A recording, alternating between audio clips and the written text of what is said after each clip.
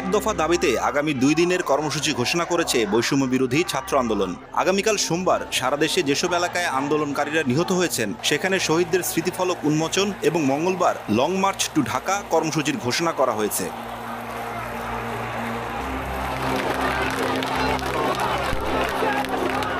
আগামীকাল সকাল 11টায় রাজধানীর শাহবাগে শ্রমিক সমাবেশ এবং বিকেল 5টায় শহীদ মিনারে নারী সমাবেশের ডাক দেওয়া হয়েছে।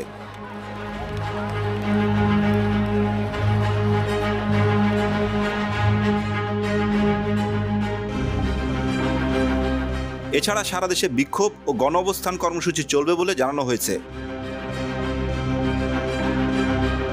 মঙ্গলবার লং মার্চ টু ঢাকা কর্মসূচিতে সারা দেশের ছাত্র, নাগরিক, শ্রমিকদের ঢাকায় আসার আহ্বান জানিয়েছে বৈষম্য বিরোধী ছাত্র আন্দোলন। ছাড়তে হবে ক্ষমতা, ঢাকায় আসো জনতা স্লোগানে সারা দেশের ছাত্র জনতাকে দুপুর 2টায় শাহবাগে জমায়েত হওয়ার ডাক দেওয়া হয়েছে। সব এলাকায়, পাড়ায়, গ্রামে, উপজেলায়, জেলায় ছাত্রদের নেতৃত্বে সংগ্রাম কমিটি গঠনের আহ্বান জানিয়েছে বৈষম্য বিরোধী ছাত্র আন্দোলন।